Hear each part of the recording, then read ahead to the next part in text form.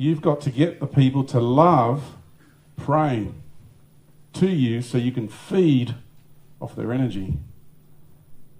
That's what gods do. That's how they become gods. They feed off you. It's a feeding mechanism. Prayer, ritual, it's all feeding. People are projecting their energy to that God. It's not an equal, loving relationship with that entity. There's going to be rewards in it for you, but it's not what you think it is.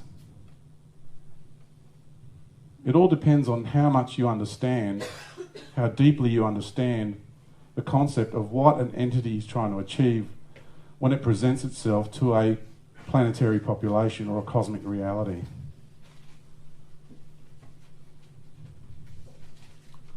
You see, within the universal construct, because it's a universe of contrasting expressions, we have an entity that has to come in from the universe, not be of this universe, but claim to be this universe. Do you understand that concept? You also have, below here, you have the creator of this universe expressing itself as the foundational energetic pattern for the grand cosmic arena. So this is a reflection of that. It's contrasting. So this is the lower aspect, if you want to look at it hierarchically speaking, of the creator expressing itself here, which facilitates the grand cosmic arena and all the fun and games that go along in this fun park. Now within this arena, you have an entity that started to create its own version of light. It has to be this way. It's the way the universe works. And this then provides all the programs of challenge for all the beings that enter into it. It's genius. So ultimately, this entity that's the creator of this is actually working for that, even though its own ego construct will never admit to that. You get it? It's genius. So in the great arena, we have the great void. So just what we're looking at now is from the great void down. That's it there, there's a great void. So we have this is the best way visually I could explain it at this stage. I can't think of another way at this stage. So we have what's called, and please don't get that wrong, I hope religious ideology is not going to get in the way here. This is also known as the Great Dragon. It has to do with an expression of the universal creator that can hold love and knowledge in balance. That's why you have the rainbow serpent. That's why you have the feathered serpent. That's why you have the famous winged dragon throughout cultures, throughout the ages. It is the great serpent or the great dragon throughout cultures is known as the life force that is the foundational template that facilitates the grand cosmic arena. This is beyond religious ideology, okay? Here you have an entity that's claiming to be the creator of all that is and all that exists. So what I'm asking you is not to get that mixed up with a serpent in the Bible, even though there's an element connected to it. There's a thread of truth in it, okay? But I don't want you to have that as a dominating factor so it doesn't taint what I'm trying to explain here to you. So you've got the negative charge in the arena and the positive charge in the arena. That charge of energy was the one that could facilitate this. And because this entity is claiming to be the creator of all that is and all that exists, it needed to create its own version of light energy. And so within its own synthetic construct, it's created the god of religion versus the serpent of religion, Satan. It's a dialect. It's got its own positive and negative arena that it's created, and it's sucking people into it. Try not to get caught up in God versus the devil, because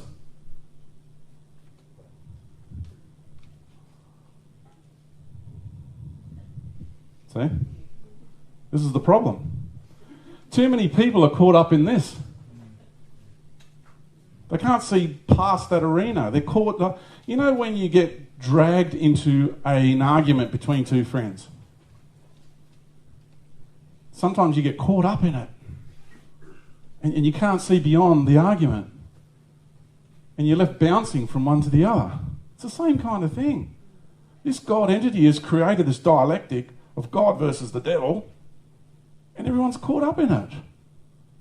It's an arena that's been created. Because if you ever heard of problem, reaction, solution? Okay, so it needs to create the problem because it wants to provide you with a solution. So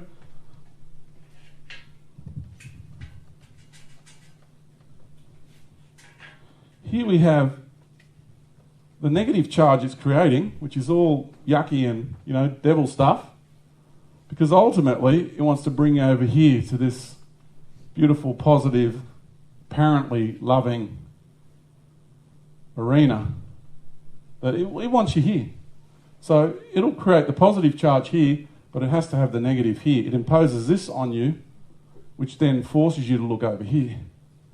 It's hurting you. It's funneling you in that direction. That's what that dialectic is designed to do. Remember, we're dealing with the best cosmic conqueror this universe has ever seen. There is no better than that entity right now, and it's called God. God is the problem. God is not the creator. God is the problem, it's the virus. Because those three letters, G-O-D, were given to us by the priestly caste. And they're telling you that those three letters are attributed to the creator.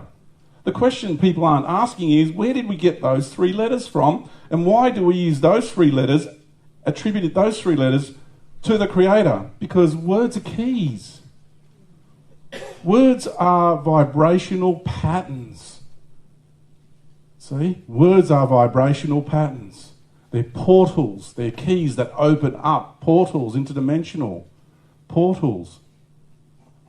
And that OMG business has do you know how many energetic deposits that entity is receiving on a daily basis on the planet?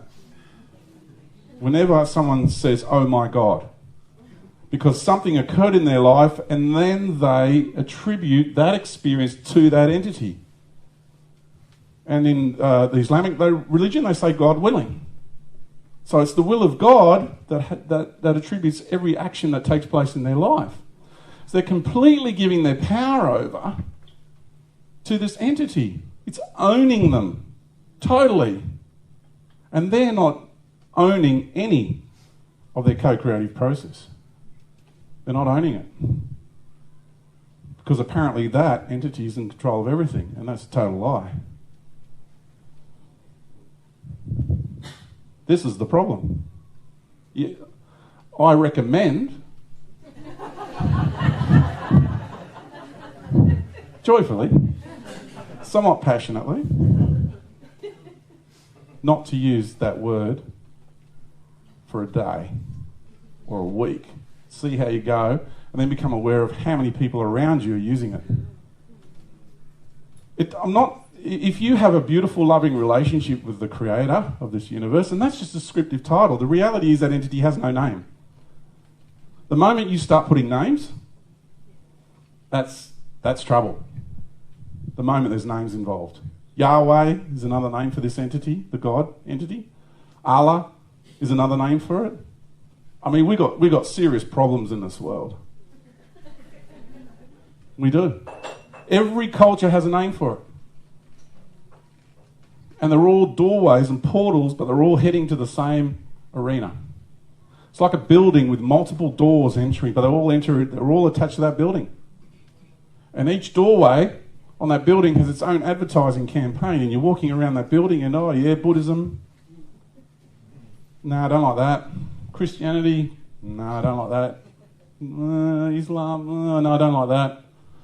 But eventually you come across one, Freemasonry, oh, I like that. There's no difference between any of them. Because spirit fire in Freemasonry is Kundalini in the New Age movement and the Eastern religions. It's the Holy Ghost in Christianity. Same program, over and over and over again. Marketed differently to suit different mindsets, different periods of time. So this distortion has really made its way in to this process, even into your internal arena.